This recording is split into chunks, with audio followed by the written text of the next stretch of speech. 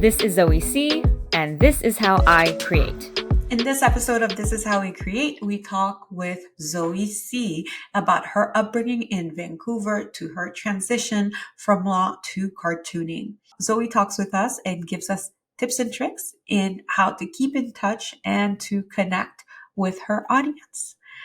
Enjoy the show. I can't wait for you to hear this wide-ranging conversation with cartoonist and illustrator Zoe Si. Welcome to This Is How We Create. My name is Martine, Severin, your host. Today, we have Zoe Si on the podcast. Zoe Si is a Pulitzer Prize nominated cartoonist, illustrator, and writer with a lifelong passion for laughing at her own jokes. She believes in the power of words, but also that wherever words fail, cartoons can usually succeed. Zoe practiced law for a number of years and now spends her days contributing cartoons and articles to the New Yorker, she's currently working on a graphic novel and making children's books. She lives in Vancouver, British Columbia. Welcome to the podcast, Zoe. Hi, Martine. Thank you so much for having me on.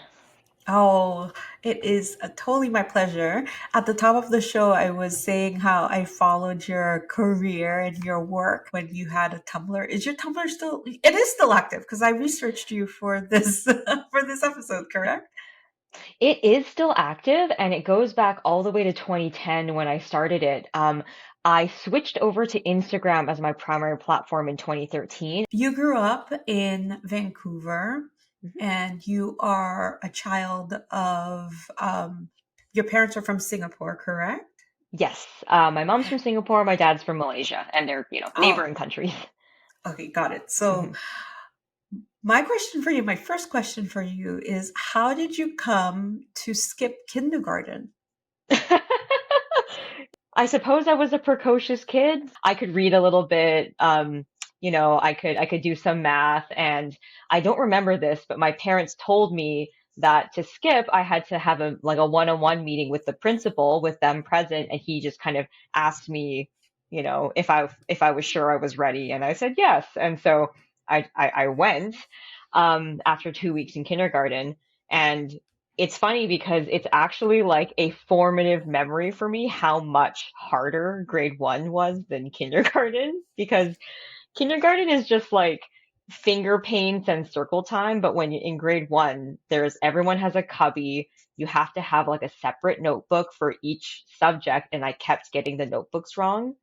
And it really is like this memory where I remember like waking up in the middle of the night and like going to my parents' room and telling them like grade one's too hard. I don't think I can do this. And they were like, "Well, do you want to go back to kindergarten then?" And I was like, "No." So then that was kind of my first memory of being like, "Oh, okay, like things are hard sometimes, but unfortunately we must persist, right?" So, yeah. So from what I understand, you are drawing since you were very, very little. Do you have a memory as to when you first started drawing? My first memory of seeing a cartoon was from my dad, and I was probably 3, and he's very like musical and artistic generally, and he's not an artist. He worked in kind of cars for his whole life, but he drew a little silly cartoon of himself, which was just like a little stick figure with like round glasses and like one little squiggly hair. And I was like, wow, that's so funny. And it kind of just turned me on to the idea that you can draw things to make people laugh, right? And of course, I also grew up watching Disney, and I would spend a lot of time just like, copying Disney characters and copying Garfield comics. And it's just kind of always been my mode of expression. It's always been a really natural part of me. So apart from that first memory with my dad, I don't really remember exactly when it started, but yeah, it's always been around for me. It sounds like you are self-taught, that you never quite, went to school for this. I know that you've always drawn, and I'm wondering at any point, did you take classes or have you always just been self-taught and just kind of practice, practice, practice? Yeah, I'm entirely self-taught. I never took an art class in school. It really was just the love of the thing that kept me doing it all the time. How you came into cartooning is very interesting. So you went to law school and you practiced law for a number of years. From what I understand, you were cartooning as a way to relieve stress. Hmm. Yes. So, in my first month of law school, it became immediately obvious that things were going to be really difficult. I had just turned 20. I was the youngest person in my class, and it was like immediately so overwhelming. There was just so much work and so many things to do. And I knew that if I didn't make time for a regular art practice, that I would very quickly just kind of lose myself. And so I started my Tumblr in 2010. And I've heard of these kind of drawing challenges. So I made myself a challenge where I would draw and post one thing every day for 365 days. And I didn't tell anyone about this. This was before social media was like, really like huge. It was kind of like the beginning years of Tumblr. And so this was a purely personal thing. On Tumblr, things could go viral. A couple of my drawings did, and I eventually amassed like a bit of an audience there. After a while, started drawing cartoons about how stressful and funny law school was. And so it wasn't really the plan going into it to be like, I'm going to draw cartoons about law school, but it's where I naturally went given everything happening. So obviously, you're not still practicing law. Can you No, tell us the story how that came to be? How you came to kind of how law petered out of your life? I was able to quit my law job and become a full-time illustrator in like the summer of 2020 after the pandemic started. I graduated law school in 2013 and I was practicing full-time law up until I quit. But I was always drawing cartoons on the side. I always had my Instagram account and coming home and getting to, draw a funny cartoon about being a lawyer and getting that like that emotional validation from all of the people on the internet was like a really important way to it was such an important creative outlet and a great way just to not feel so alone in all of this because it was just like such a hard job and like it was great like I really don't regret any of it but of course it was like very difficult and in 2016 I was contacted by an editor at Penguin here in Canada off and the editor just said basically, I love your cartoons on Instagram, and I think you'd be a great fit to illustrate these children's books. And they offered me two children's books to illustrate. And this was obviously has been a dream since I was like a little kid. And the most I'd ever done professionally with cartoons was exhibiting at like the local comic arts festival a couple years in a row. I had like my little table and I was selling like pins and stickers and things like that but I'd never actually done anything professional. And so this thing in 2016 was the first time where I was like, wow, like actually I have skills that are marketable and maybe this can be a thing, right? Children's books, well, especially in Canada, especially your first book, like they really don't pay you enough to live at all. It's really just like the joy of doing it and the ability to build out your profile. So I, of course, had to keep working and I just kind of worked overtime to make sure I could finish these books. And it was great. And after these two books were up, I took on a couple of like like a couple more authors reached out with self-published projects, and I really made an effort to do those on the side as well because I really needed it, and I knew I had to build up my portfolio. Having my law job, obviously, kept the lights on, and I also feel like it kind of took away the sting of how difficult those first few years are as a new artist because like you don't have a ton of work coming in. There's not really enough to sustain yourself, and so it was almost a distraction. So I wasn't just focusing on this art thing. It was really just like this bonus in my life. A lot of things happened at the same time. I worked in divorce law and it immediately became super difficult because everyone was stuck at home and they introduced these new rules saying that, okay, you can't go to court anymore unless it's for an emergency. But the rules stated that if you had a problem involving a child, that was like by definition an emergency. So all of my high conflict clients were going to court all at the same time during the pandemic, and it was like super, super stressful. And at the same time, I was offered a 3-book deal with HarperCollins in the States. And American publishers pay much more than Canadian publishers, enough to at least get by for a little while. And so the pandemic and the conditions of it made me like I was thinking of leaving for a while because it was I don't think I'm really cut out for this for that kind of work. Like I'm extremely emotionally empathetic, and I really can't separate myself from the law work the way that a lot of my colleagues can. And so it was just kind of a perfect sign being like, oh, I have this book deal and it really will let me, it's enough to responsibly quit my job for, at least a year and see how this works out. And so I was able to do that. And now it is almost 4 years later, which is kind of crazy to think about. The past few years have been such a blur. But yeah, that was the kind of very gradual process from getting that first book deal to finally being able to quit. Right. The last 4 years seem that like they have been quite a bit of a blur.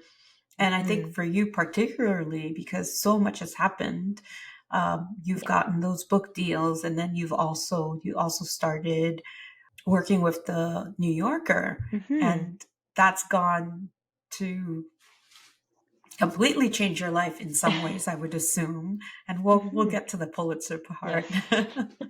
As all of these things were happening, and one could see that you were playing with different styles, different ways of drawing. Can you talk to me about how you started creating your voice and started being comfortable with your own voice as an illustrator and as a cartoonist? There was like a very specific aesthetic, especially amongst like, young women of my age. It was all like fashion illustration and like, like really like romantic images of like, people snuggling together and stuff. And so a lot of me and also because I was in law school, I was like, I'm a serious person. I have to be a serious artist. And so a lot of my early drawings were of like, realistic fashion illustration, just like that kind of thing, like copying images. And it was great, and it was a great way to learn, but it was really just the slow dawning of like I'm really tired at the end of the day, and I don't really have the energy to draw this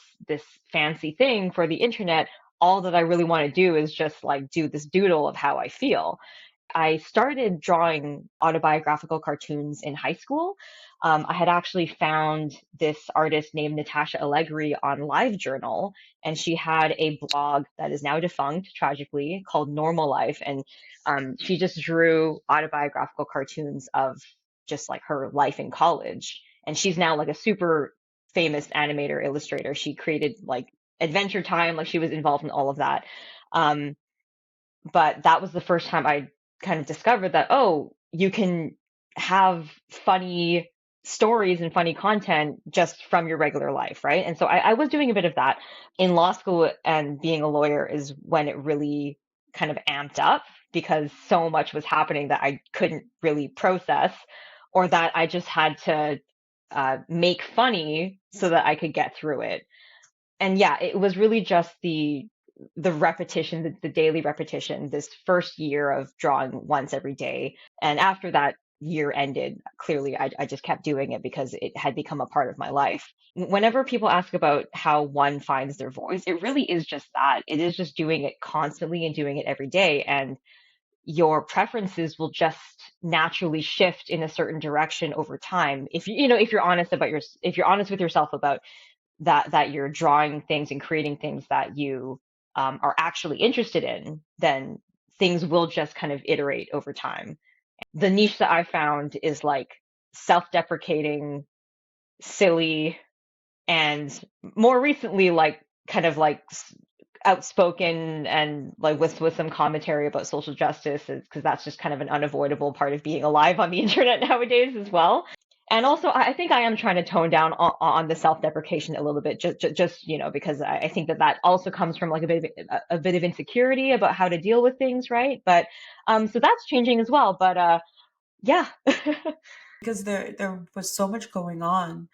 I wondered who in your life was your cheerleader, or Mm, cheerleaders, because starting out and becoming an artist isn't easy as well. You know, mhm, pursuing that and then doing those two things, trying to be a creative as well as working full time. That's not easy mhm. as well. So I'm just curious, who are the people in your life that were there to support you and to lend a shoulder? Obviously, I have to say my parents, like they clearly heavily encouraged me to go to law school, and they were like, even nowadays they're kind of like, oh, like, are you sure you don't want to go back to be a lawyer, because it's like it's a secure job and everything. But they've always loved my art, and they've always accepted this, like being a cartoonist is part of my personality, and it's something that they've always celebrated, even though there was a big focus on academics. There was never any doubt that that's just something that I could be, right? In that sense, anyways. I feel so lucky that my classmates and my colleagues really loved it as well. Like my classmates in law school all thought it was so funny, and I had a lot of insecurity that being known as the cartoon drawing person would, like kind of invalidate me, and make me seem less credible. And they were very lovely, and especially my colleagues in my first law firm. It was the kind of law firm where we all kind of managed our own practice. So I had like, there were partners that had like a boss technically, but I wasn't really working for anybody. The attitude was like, well, if you get your work done on your own time, like you can really do whatever you want. So I would be in the office, like working on my picture books or drawing cartoons. And I would be like sticking, post-it notes with like cartoons all over the office, and people, it was just great. Right. And when I got my first book deal, I like showed up at the office, and I like burst into tears, and everyone like was like like everyone was like cheering, and I owe so much to those people who I worked with, because I hid the fact that I was a cartoonist for the first couple of years of being a lawyer because I was so insecure about it. They really celebrated me and just like embraced all of me. And lastly, my husband, who I met 8 years ago, has been like my biggest champion. Like, I draw cartoons of him constantly. He's such a character, and I joke that he writes like 40% of my jokes, and I just like turn them into cartoons. And also not a given, to have a partner who celebrates you unequivocally, all of your successes, and is like not intimidated by any of this, and also is okay with me kind of like just poking fun at him all the time on the internet. From day one, he knew I drew cartoons from day one, and he's always openly said that like this is gonna be your thing, like you're gonna be successful this one day. And so even today, when I don't believe in myself, he just has no doubts. And I didn't realize what it meant when people said I couldn't be here without my husband, like before I met him, but I truly feel that way, that it's amazing to to have him around, and just to see how I have progressed with his support. It's been huge. Gosh, it's always really good to have someone who believes in you, and to have Hmm. many someones it's a gift. Oh, Um, 100%. so I heard that you applied or you submitted to the New Yorker, several times before anything happened. Can you Hmm. tell the story of that? Yeah. So I didn't grow up with any innate knowledge of the New Yorker, because I'm in Canada. No one I knew read the New Yorker, and I became aware of it in 2015. My university had like a screening of a New Yorker cartoons documentary, and I went with a friend. And I was like, oh, I guess maybe I could do this. So back then you had to mail in submissions. So I just mailed in like 3 gag cartoons, and they all got rejected. And so I hear stories of how people submit like hundreds of cartoons over years before they get accepted. And that wasn't really me, simply because I would forget and I wouldn't do it. So I probably submitted like a handful of cartoons like 3 times between 2015 and 2019. Just when I remembered to do it, I'd be like, oh, okay. And eventually they switched to like an online submission system so that it became easier. But in 2019, I just got a couple of ideas and I sent them off. And then the current editor emailed me back and was like, oh, I really like these. You should submit to me going forwards, like directly. And after I got that email, I submitted a batch of 10, which is what you're allowed to do once a week. And she bought a cartoon from that one. So it kind of was like very sporadic nothing. And then suddenly I was it, right? So it felt like it all happened really quickly. And she bought my first cartoon in September of 2019 and it was published in February of 2020, just like a few weeks before everything shut down. And then during the pandemic, I started cartooning like a lot for the New Yorker. So it really did feel like it just kind of changed like really drastically within a few months. Would you mind sharing with us how the process works? Um, because from what I understand, is it that you get a prompt and then you send someone something in, or is it that you just send something in that you find to be particularly interesting? Yeah, so there's no prompts. Um, so you have to submit an idea to the slush pile, so through like the general submission stage if you're just like a person who wants to get into the New Yorker. And once they buy a cartoon from you, you become a contributor, and that entitles you to submit weekly batches to be published in the physical magazine. So it's like once a week you can submit up to 10 cartoons, and then by Friday morning they'll let you know if they've bought one, and that's just kind of an ongoing thing. And for me, I did a lot of daily cartoons, which is where they're mostly to do with like topical political stuff. You submit it to an email address the night before, and then in the morning they will let you know if they want to run it online. And so you have to get up. For me, I have to get up at 7 a.m. and then draw it, and then have it ready by 9 a.m. and then it just goes up immediately on the website. It really is just if you have an idea, you submit, and if you don't have any ideas, then you don't. And so how much you get in is dependent on how much you're able to crank them out week after week. As well as how much you trust yourself, right? And trust your voice and trust what you have to say, because some people won't even, you might have the most brilliant idea. If you're not submitting it, no one's seeing it.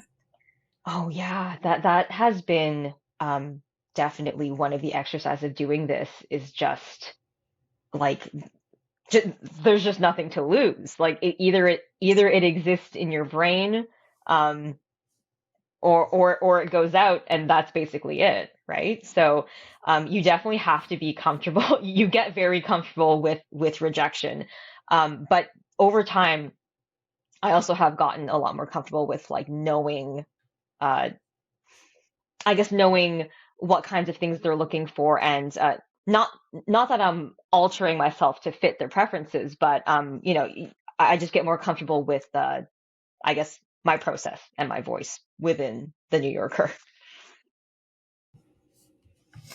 And how has that kind of trickled in your in the other work that you do in terms of getting more comfortable with your voice and your point of view? I heard this analogy from my friend Amy Kurzweil, who's a cartoonist. She heard it from Liana Fink, who is another New Yorker cartoonist, who said that drawing gag cartoons is kind of like practicing scales on the piano, and that the longer form stuff is kind of like the huge like novel, if you will, right? And gag cartoons are kind of like practicing for that. Getting published by the New Yorker repeatedly is, of course, it's very validating because you're just like, oh, I guess my ideas are good enough for this, like legacy print publication. It also sends a message to other people, like, publishers and agents and things like, oh, this person is legitimate. This person is able to turn out finished work on a deadline, that kind of thing, right? So that's obviously very good. I think that my readiness for New Yorker cartoons started with Tumblr and with Instagram because I had spent so many years just like distilling my experiences and my observations into very concise, small cartoons for these platforms. And it was that practice that kind of made me good at doing gag cartoons at the end of the day, right? Gag cartoons are, single panel kind of silly cartoons, and there's, I guess, like a couple of kinds. There's just the sort of evergreen, silly, jokey kind where they're not situated in like a time or a place. It's just like a joke about like an elephant in a restaurant or something. And then there's the more kind of like topical political ones. And those kinds of cartoons are what I ended up doing the most of in the pandemic because I already had so much practice doing topical autobiographical cartoons. And during the pandemic, um, it's like all of the cartoons about my own life also applied to everybody else because we were all kind of going through the same thing. Can you tell us about suddenly, going along your business, submitting to the New Yorker, illustrating, and then all of a sudden you find out that you are nominated for a Pulitzer? Can you tell us a little bit about that? Yeah, that was absolutely just, wild. I didn't even know that cartoonists could be eligible for the Pulitzer Prize until 2020, because in 2020, Barry Blitt, who is a New Yorker cartoonist or like an illustrator for the New Yorker, he won the Pulitzer in 2020. And I was like, oh, and he's like a man in his 60s, I think. So I kind of bookmarked it as something that might happen in my 60s. I'm like, that's a retirement goal, right? Um, and so any person working in American journalism can submit themselves to be considered for a Pulitzer Prize, but then they announce the three finalists and the one winner on the day. There's like a live stream and everything's announced within like a day or within like 20 seconds. So the New Yorker had emailed me in late January of 2022 to tell me that they were submitting my work to be considered. And it was a very like deadpan, unceremonious email. They were like, "Hi Zoe, the editors want to submit your work for a Pulitzer. Can you please send us a headshot?" And I was like, "Oh, okay."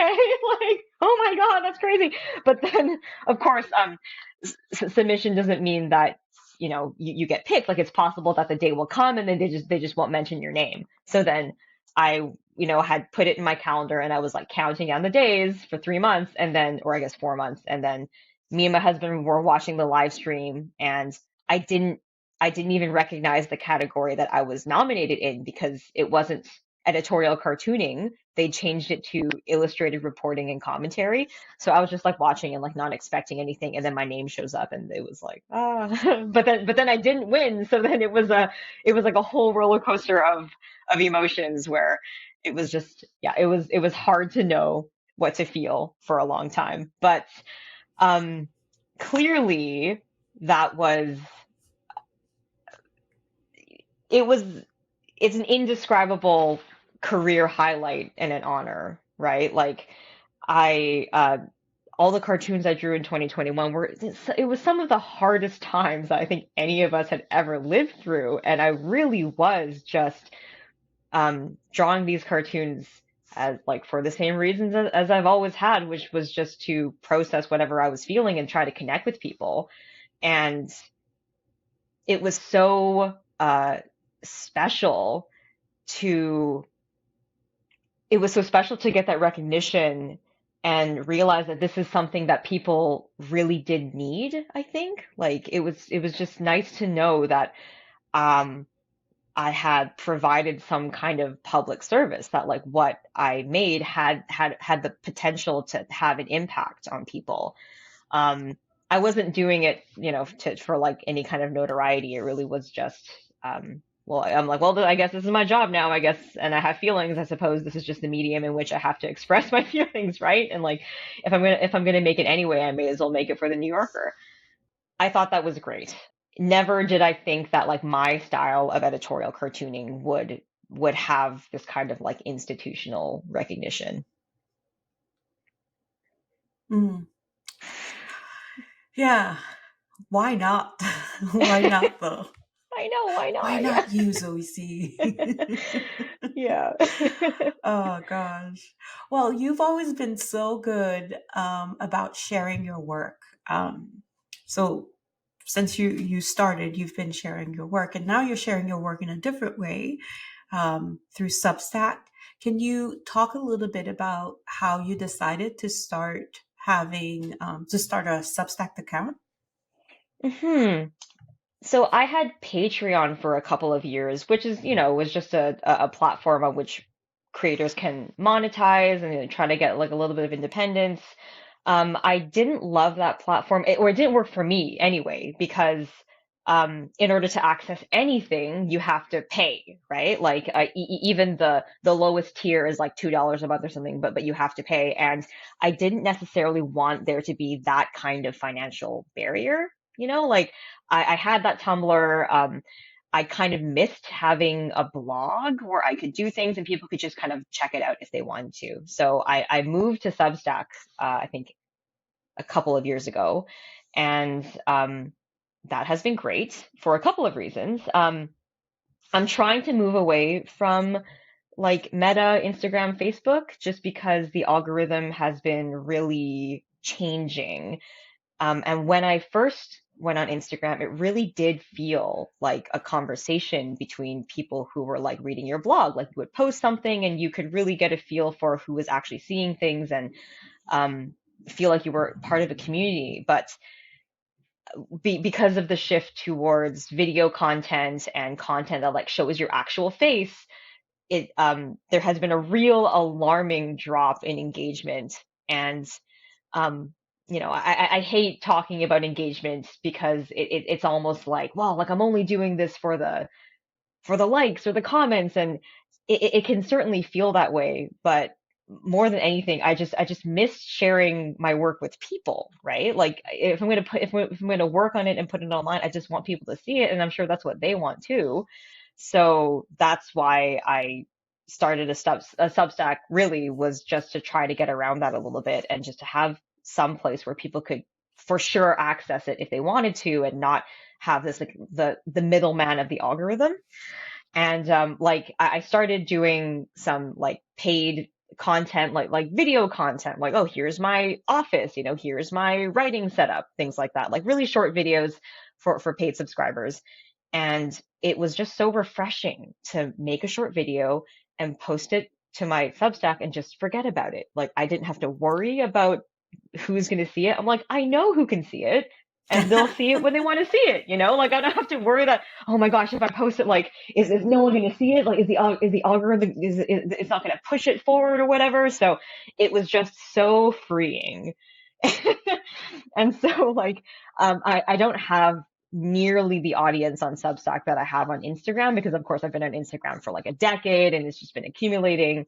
But it feels, at least because right now I'm shifting towards more the kind of more invisible work of like bookmaking, right? Like when you're working on a book, there's a lot that it takes a long time, and there's a lot that you can't show. And so I think it feels like a natural shift away from the kind of constant production that was going on with Instagram. So there is still a lot I still love, Instagram and sharing little photos, and it's how I learned to be online. It's how I learned like how to interact with people, right? In a way, hard to move away from that, but it also feels kind of like a healthy, natural transition Mhm. in a way. Well, if anyone isn't subscribed to your Substack, they should, because it's so refreshing. It's so much fun. Your Substack is Oh, so much oh, thank you. fun. I I remember really getting appreciate it this weekend that. and going through it. And then I also remember getting um, some of the ones, yeah, the videos that you mentioned about your, how you showing your desk or your office. And it's just really light, refreshing. It's like a really great, it's like drinking lemonade on a really hot day. Wow. Thank you so much. That's like really excellent to get that kind of feedback. Yeah, I look forward to it. Can you talk a little bit about some of the either habits or routines that you have that you credit for your success thus far? Yes, a consistent drawing practice has, I mean, really, really helped. Um, as I was saying earlier, the fact that I had my lawyer job to kind of distract me in a way, like really, really helped. It's so strange to think of how symbiotic those two things were for a while, where I would just go and live my life and be a lawyer and have that job, and then I would have all of these things I needed to get down in cartoon form and post, and then I would just go to sleep. And so for years, that's all I did was I worked, and then I drew a bunch of cartoons, and then and it would just repeat. I have a unique experience that isn't like, one-to-one repeatable. If I'm giving people advice, if I were to go straight off of my life, I would be like, okay, get a job that's extremely different from being an artist, and then just do that for 5 years, and then just draw about it, right?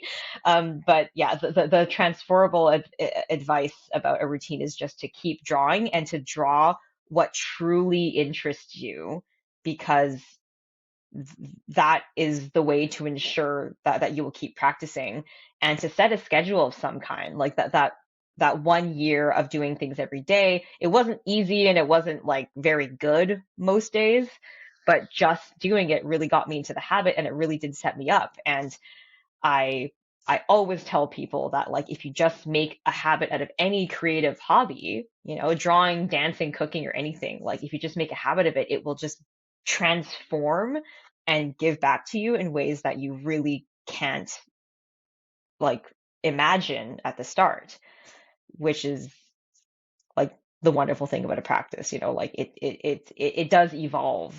It evolves naturally according to, who you become because of it. Did you have a specific routine set around like doing it every day or doing it almost every day? Did you set a specific time to do it, or did you set any kind of like what's the word? I can only think of cadre, which is a French word for Oh, like parameters? um that's it. The word. Yeah, Yeah, yeah. parameters. Do Did do you you put speak any French? parameters around it?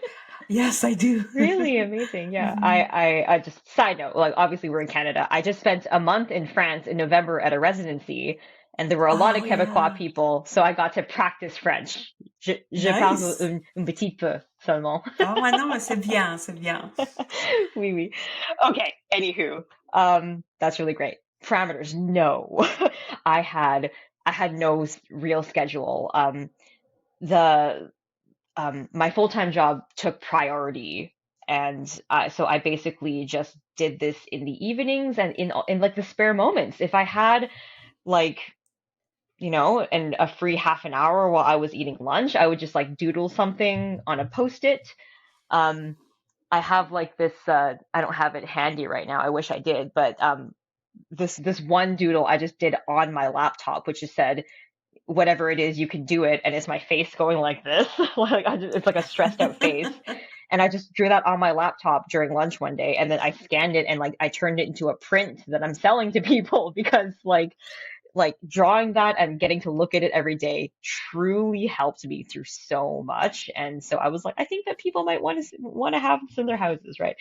So it really was just any free moment I could get, and that's what felt helpful to me at the time because my schedule was so unpredictable. It was just nice to know that any free moment I got, I could kind of escape into this. Mm. You'd be surprised how many people say the exact same thing, Zoe.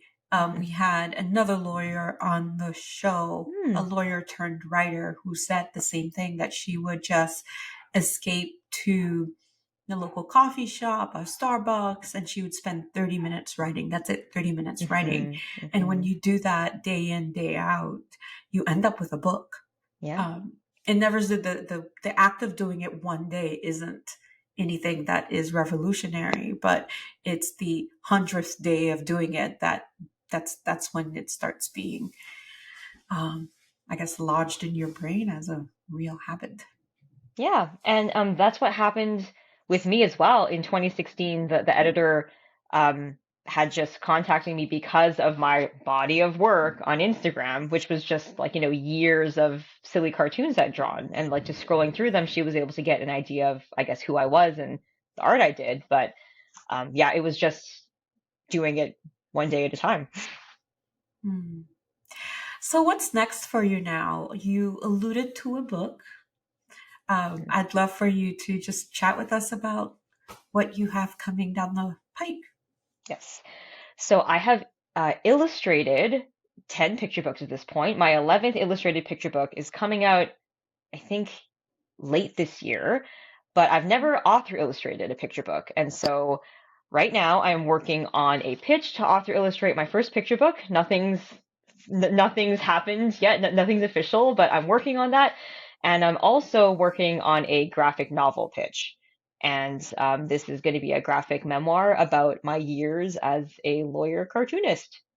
And so this has been a really interesting learning process. And I tell everybody that it's probably the hardest thing I've ever had to do because it's the one thing that you can't just study to get correct. Like, you can read all the how-to books, and I feel like I've read all of them. I've listened to all the podcasts and everything, and then you just have to make yourself do it, right? So, yeah, it's been really challenging, but it's been such a nice, well, nice probably isn't the word. It's been such a like fulfilling challenge, I suppose. Oh, that's so exciting. I can hear your brain growing and neurons firing. Oh, but that must be really, that's such a nice gift because it sounds like it's going to be tough. Mhm. But it's also going to be rewarding at the end. Mhm.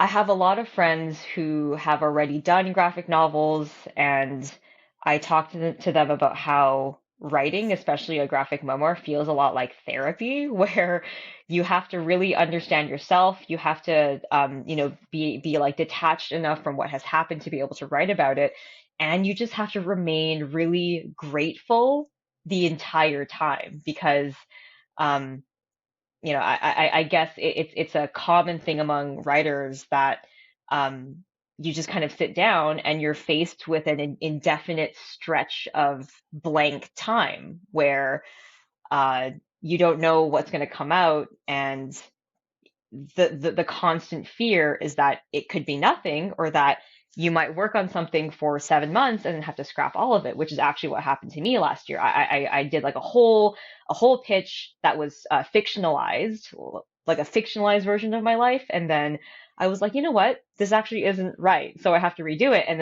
then I scrapped it and I redid it, and so um I think that it's really easy to sink into a place where you're like, this is taking too long, especially because I think everything else in my life had like really definite markers of like progress, right?